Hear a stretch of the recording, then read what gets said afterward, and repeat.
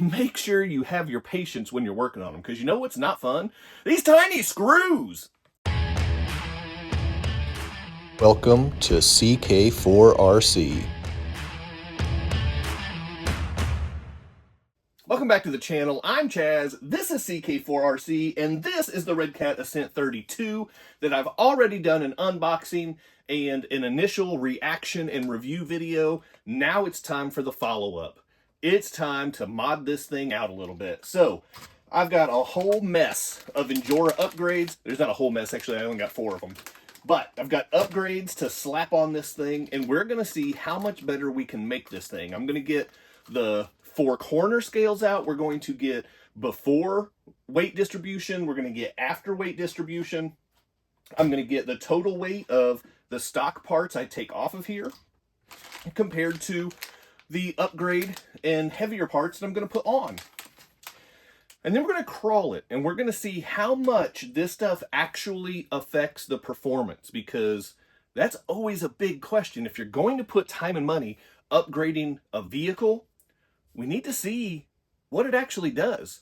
So, with that in mind, I only chose 4 specific upgrades for this, and I chose these 4 for a reason. So, first of all, brass diff covers. Everybody knows brass down low is where you want it. Now, the question that I'm going to have to figure out is, do I want to go just brass diff cover on the front, or do I want to replace both of them and get more weight down low, even though it would be adding some weight to the rear end? So that is something I'll have to figure out as I go along, but that is upgrade number 1.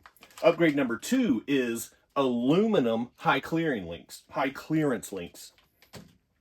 These little tiny plastic suspension links. It's going to be a weak point of this truck when it inevitably falls off of a table. So going with aluminum upgrades, it's just a good idea. And I'm going with aluminum. To be honest with you, I don't even remember if they have brass versions or not, but I got aluminum. Now, the steering links, I did get brass because, again, we're putting that brass up front as possible. This is the very most forward point component piece of the truck. However you want to classify it, it is the very front part. So as low as possible, as front as possible, I went with brass steering links instead of aluminum because they do have an option for that. And lastly, I went with oil shocks because one of the biggest drawbacks of this truck are these shocks. That is just awful. So I'm going to put on these oil shocks. That way we can get rid of this. That's what we're going to do. Now, some of the upgrades that I did not select were the brass C-hubs and the brass skid plate, because I am still running stock electronics for now. This tiny little servo with the 5-wire connector, I don't trust it to push and pull a whole bunch of extra weight. So I am adding the brass steering links, but I didn't want to put the brass C-hubs on yet until I have a better way to upgrade this servo. And I'm not looking to do a full electronic swap just yet. Probably before too long, because the gearing and the speed and the control on this thing is a major point of contention. We'll just say that. So for now, I wanted to keep my upgrades somewhat limited but strategic. So I'm going to get to work. Now, I did go ahead and put the pivot balls in these because you do have to put them together. And I will note this. These things are so very tiny. Let me get one out of here. And working on them is not the most fun I've ever had working on an RC. And I did notice, while I was putting these together, that some of the pivot balls would kind of click into place like we're used to, but some of them, the tolerances were just a little bit off, and they would slide all the way through the eye hole. Is that what we're calling that? The eye hole?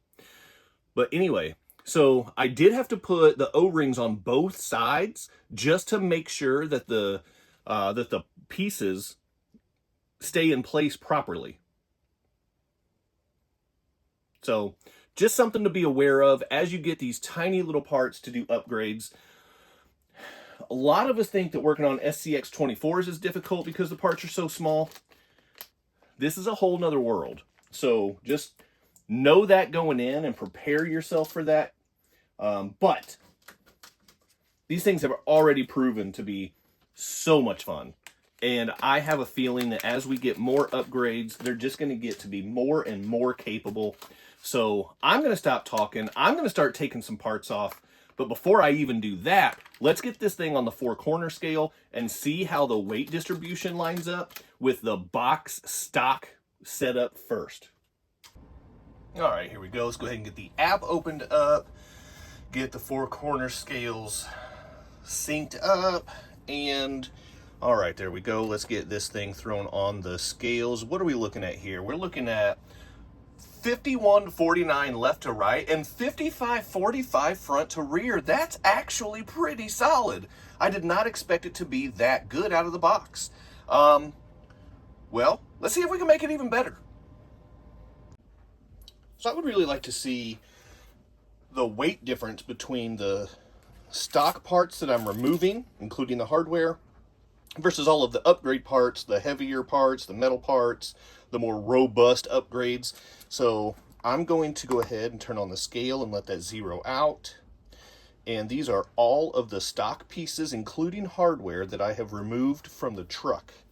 And that puts us at 37.3 grams. So that is a fairly significant amount of weight because I ended up having to tear this thing down considerably to be able to remove all that. So working on these things is way more difficult than working on the 24 and 18 scales, but we're going to see how it pays off. So let me get a quick weight of the upgrade pieces and see how much of a difference we get out of that weight right there. Now let's measure the upgrade parts, get the scale zeroed out. There we go. With the plastic tray to keep everything from rolling around and all of the hardware needed to attach all of it. That brings us up to 54.2 grams total for all of the replacement parts. That's going to add that much weight down low. It's going to add strength with the aluminum, high clearance links. So this is going to be a nice little package, upgrade package going for the Ascent32. Now I got to get all of this attached to all of this. Cool. We have all of the upgrades installed. I got to tell you, these things are not the most fun and relaxing things to work on, but you can see the brass diff cover, the oil shocks, the high clearance links. Everything here is looking pretty good. I will note that the high clearance links offer a little bit of resistance, so the suspension travel is pretty stiff, if I'm being completely honest with you. So that is something that, while it's nice that the springiness of the suspension is gone, I'm a little bit worried about just the articulation and rebound that it should have just on a normal basis. So there we go. We've got the body back on. Now, we've already compared the weight of the stock parts versus the upgrades. We know it's almost a 20 gram difference, so that will ring true here, but I am curious to see if there was any shift in the bias, the front to rear bias. Now, I do have brass covers on front and rear, so those will disqualify each other. The oil shocks are heavier, but they're on all 4 corners, so those will offset. And then also the high clearance links, these, while they're aluminum, they're still heavier than the plastic, and they will also, for the most part, offset. The biggest difference is going to be the brass steering links up here. So I'm curious to see how much that shifts the weight bias. It was 55.45 stock. So let's see what we get here. It's still 55.45. So it's a little surprising and disappointing. But the left to right went from 51.49 to 50.50. Not exactly sure how that works, but there we are. So if I wanted that weight bias more towards the front, I could take the brass diff cover off the rear and put the stock plastic one back on, but I was very strategic about this because I want the weight down low. Even though it's on the back, it's going to help keep this thing planted anyway, and especially when it's coming downhill, hopefully that will help keep the rear end from flipping over. Rear end over tea kettle, if you know what I mean. So there are the upgrades, there are the results. Now, the only thing we got to do is go drive this thing and see if there's any noticeable difference performance-wise, and I know just the way to do it. We are back at the desktop crawl, and I have the ramp set up. We're at 40, a little over 45 degrees on this right now, and we're going to see how the Ascent32 handles the climb with the new upgrades.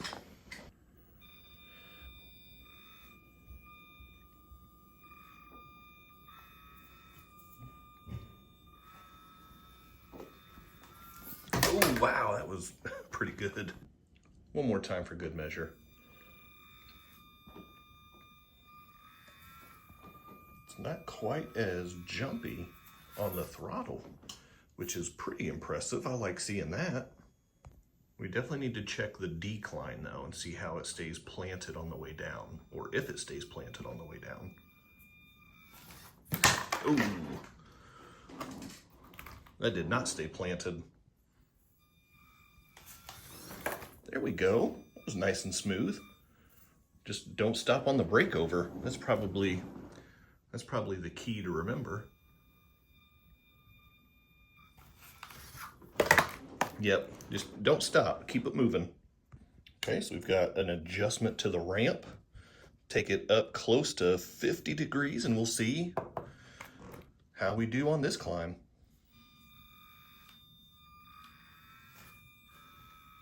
Oh, wow. Oh, that was super impressive. Wow. That was really good. I'm trying to see if I can, nope, it's just not quite enough space up there to do the full turnaround. Oh, I hope it caught that on camera.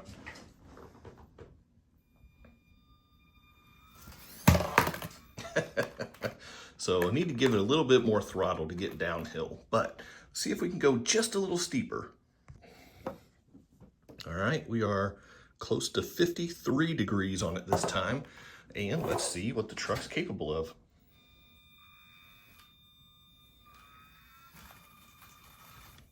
Well, maybe if I don't shoot the gap in the middle there, what the tires get.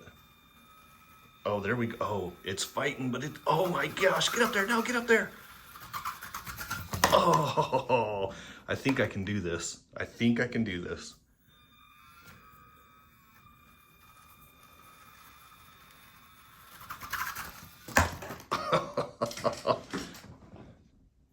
All right, we'll try one more time. 3 fails, we bail. Nah, I didn't give it a fair shot. Ah, man.